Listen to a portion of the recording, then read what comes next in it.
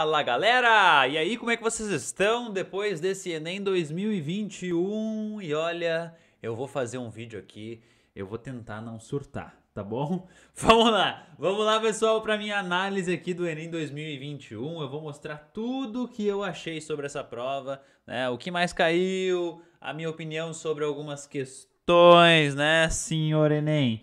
Que deixaram aí a desejar, né? Bom, eu já tô me adiantando. Vamos lá, vamos começar. Primeiro ponto, eu vou falar para você o que mais caiu na prova e aí já aparecem algumas críticas. Eu vou deixar com vocês aqui um gráfico na tela mostrando quantas questões caíram de cada assunto.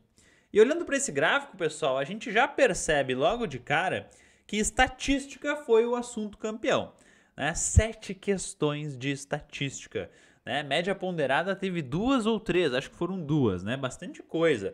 Normalmente não cai tudo isso de estatística. Normalmente a gente está acostumado ali a ver 3, 4 questões de estatística. Mas isso não é uma coisa negativa, né? Estatística é algo que vocês gostam. Eu sei que vocês gostam de resolver questão de estatística. Então, ninguém deve ter ficado bravo com essa notícia, né? De ter caído bastante estatística. Agora, se a gente continua olhando essa análise aqui do gráfico, a gente percebe que caiu pouca geometria, né? Geometria plana, apenas 2 questões, pessoal. Geometria plana está sempre muito presente na prova do Enem, né? Nessa prova eles colocaram 2 questõezinhas apenas, né? Algo bem tímido, né? Mas tudo bem, tranquilo, né? O Enem tem dessas, a gente nem sempre consegue prever o que vai acontecer, mas a gente consegue prever o panorama geral. E dentro desse panorama geral, a prova até que tá ok, tá? Como eu falei, né? Teve um pouquinho mais de estatística, um pouco menos de geometria. Alguns pontos que eu achei bem negativos em relação a essa prova, o fato de não ter caído logaritmo e nem função exponencial. Aí você deve estar falando, ah não, professor, ainda bem que não caiu, né? Logaritmo, função exponencial, Deus o livre, não quero nem ver isso na frente. Pois é, mas o aluno que, pelo menos o aluno que estudou comigo, se preparou muito para fazer questões de logaritmo, de função exponencial, né? Eu foco muito nesses assuntos, para que quando chegue a prova, esse possa ser um diferencial, né, do aluno, né? Uma questão que poucas pessoas acertam, o aluno vai lá e acerta. Isso faz muita diferença quando a gente está falando de cursos mais concorridos, né, como medicina, por exemplo. Então, fica aí a minha crítica, né? Não gostei do fato de não ter aparecido logaritmo nem função exponencial.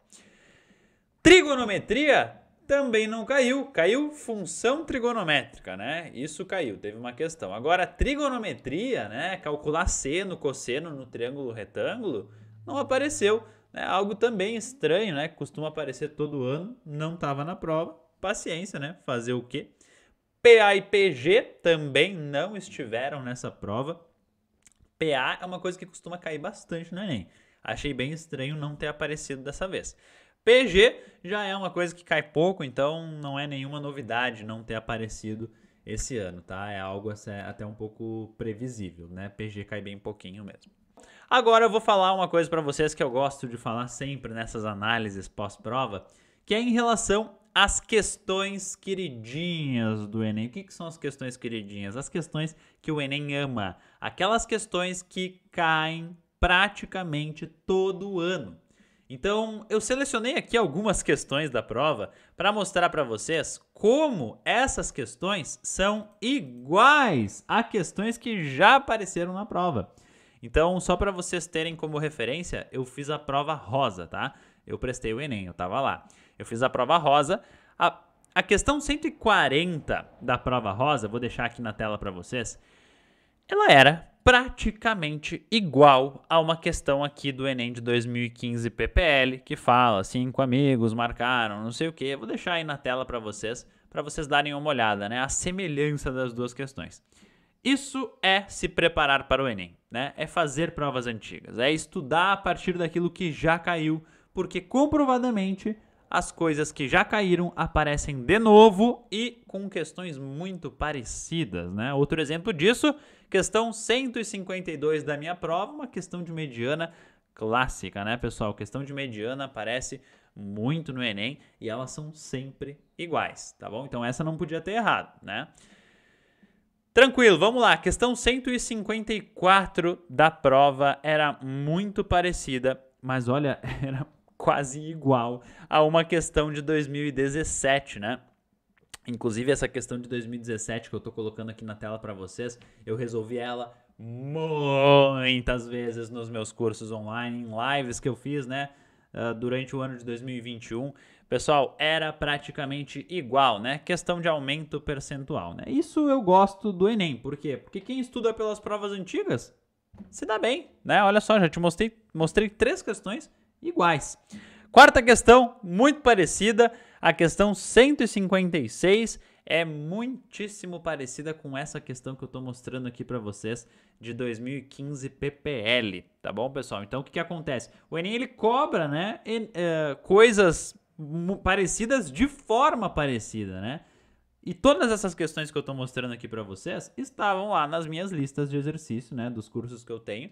Então, qual que é a lógica, né? O que eu estou querendo dizer com isso? Essa é a melhor forma de se preparar. Se você está vendo esse Enem, pensando já no Enem 2022, já tenha em mente que a melhor forma de se preparar é resolvendo questões antigas do Enem. Né? Tem muita questão parecida. Vou deixar mais 2 parecidas aqui. 171, a questão de função trigonométrica. Pessoal, questão de função trigonométrica, ela pode aparecer no Enem de 2 formas. Dessa forma que apareceu, para você olhar para o gráfico e definir qual que é a função, ou pode aparecer questões mais complicadinhas, né? Que você tem que fazer uma análise um pouco mais aprofundada. Mas para quem entendia de função trigonométrica, essa questão foi muito fácil, muitíssimo fácil, né? Se você compreendia a função trigonométrica, era questão de olhar, bater o olho no gráfico e marcar a resposta certa, porque dava para ir eliminando as alternativas, né? Não era uma questão difícil. Outra questão muito parecida, uma questão que caiu ano passado, né? Lembra ano passado, em 2020, caiu uma questão que falava de uma família, né, que gastava dinheiro com a mesada do filho, não sei mais o quê, e que alguns gastos aumentavam e daí tinha que ter uma redução na mesada do filho. Era alguma coisa assim. Tô deixando aqui na tela para vocês. Era praticamente igual à questão da batata doce.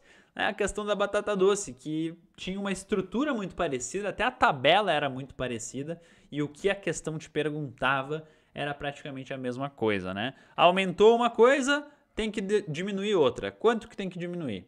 Era basicamente isso, tá, pessoal? Então, essa aqui é a sessão, né, do vídeo em que eu falo para vocês que o Enem repete as questões, né? Isso acontece sempre. Se você está preparado para isso, você já mata muitas questões, tá? Eu vou parar de mostrar agora as mais parecidas, tá? Vamos adiante para o próximo tópico aqui do vídeo, em que eu vou falar para você as questões que eu achei mais difíceis, tá bom? Pessoal, tem 4 questões que eu acho complicadas nessa prova de 2021, tá? Primeiro, a questão do atômio, certo? Que você tinha que enxergar como é que era aquela estrutura vista de cima. Basicamente era essa a pergunta. Gente, eu fiquei um tempão em cima dessa questão para descobrir a resposta, né? Eu fiquei fazendo vários desenhinhos na prova, né? Eu devo ter demorado uns 6 minutos nessa questão, 6 ou 7 minutos, porque realmente foi uma questão muito complicada de projeção ortogonal. As questões de projeção ortogonal no Enem, elas costumam ser muito fáceis, muito tranquilas, né? Bem direto ao ponto. Dessa vez não. Dessa vez eles se puxaram. É uma questão extremamente bem elaborada, tá? Teve gente que não gostou da elaboração da questão. Eu discordo, acho que ela te deu ali todas as informações necessárias. Era uma questão difícil, tá? Isso não tem o que discutir. Era difícil mesmo. Outra questão que eu achei difícil, pessoal. Essa aí era uma questão muito bonita, né? Eu gostei bastante. A questão do triângulo e da estrela, que você tinha que fazer um monte de operação algébrica. Questão complicada, tá, pessoal? Questão que você tinha que fazer as operações que ele pedia ali, né? E depois, se você descuidasse, você ia chegar num polinômio de grau 4, né? E eu sempre falo para vocês que não cai polinômio no Enem, mas não se preocupa, tá? Não precisava saber polinômios para resolver. Você conseguia olhar para 2 equações de segundo grau que você fazia 2 báscaras e encontrava as 4 raízes que precisava encontrar e depois somava as 2 mais altas. Eu tenho uma resolução dessa questão aqui no canal, vou deixar aqui para vocês, aparecendo em algum lugar aí, para vocês conseguirem dar uma olhada, caso vocês ainda estejam em dúvida nessa questãozinha, que foi uma questão difícil. A questão do octaedro, que questão complicada, pessoal. Eu confesso para vocês que eu demorei muito para sacar como que eu poderia fazer essa questão. Eu cogitei até, né, na hora lá de dobrar a prova, né? Tava com a prova na mão, que eu comecei a dobrar, eu pensei, não vou fazer isso. Te juro, tentei fazer isso na hora lá para tentar enxergar aquele negócio dobrando, né, e fechando no formato do octaedro, mas não saía nada. A minha cabeça já estava muito cansada, né? Era uma das últimas questões da minha prova, então realmente eu não consegui pensar dessa forma. Então, o que eu fiz? Eu abandonei esse raciocínio de tentar ficar fechando na minha cabeça, porque eu percebi que não ia dar certo, e o que eu fiz então foi fazer uso de um outro raciocínio, né? E aqui já fica uma dica para você, né? Se você está se preparando para o Enem do ano que vem, quando você está enfrentando uma questão difícil, uma questão complicada, você está com um raciocínio e esse raciocínio não te faz sair do lugar, troca o raciocínio, né? Não fica muito tempo em cima do mesmo raciocínio, né? Considerando, claro, que você já fez toda a prova e deixou um tempinho no final para resolver essas mais difíceis, né? Essa é a lógica. Troca de raciocínio. Eu troquei de raciocínio, né? Eu estava tentando fechar o octaedro, isso não funcionava de jeito nenhum.